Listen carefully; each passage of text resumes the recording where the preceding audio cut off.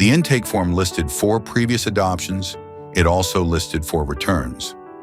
Dana Whitfield read through the comments section twice while the shelter worker waited patiently on the other side of the desk. Each return had a note, 2 attached.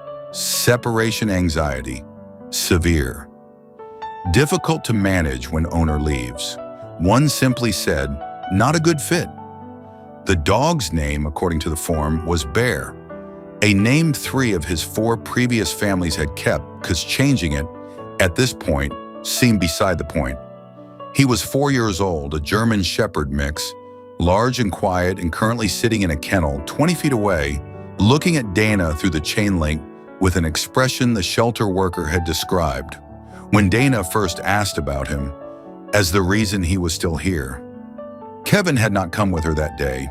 He was traveling for work, as he often was, and they had agreed she would look first and they would decide together.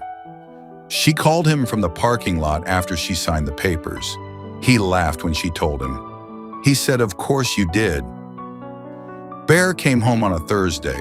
He investigated every room methodically, ate his dinner without drama, and settled on the floor beside Dana's side of the bed as though he had simply identified the correct location and was done thinking about it.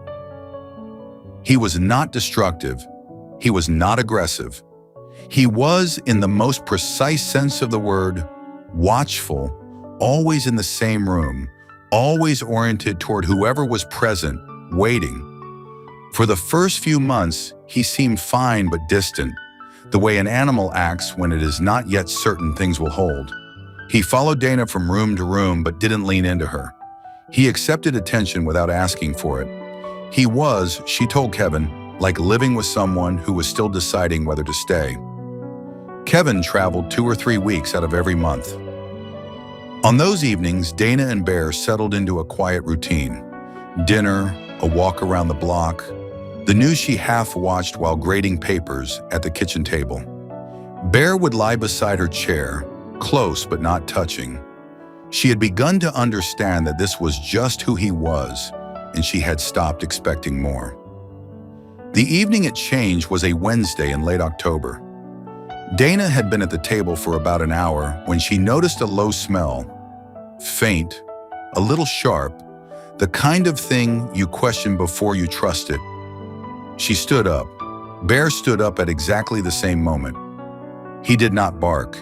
He walked directly to the hallway and stopped, looking back at her, then toward the utility closet where the furnace was, then back at her again. He did it twice, with a deliberateness that was impossible to read as anything other than intent. She opened the utility closet. The furnace had a slow leak, not dramatic, not dangerous yet, but real. She opened windows, called the gas company, and stood in the backyard in her socks while Bear pressed his full weight against her leg in the cool air, for the first time, without reservation. She called Kevin from the driveway while they waited for the truck. She did not tell him about the furnace first. She told him about the dog pressing against her leg, and her voice was not steady when she said it, which surprised her. She said, "We're keeping him forever." Kevin said he knew that 3 months ago.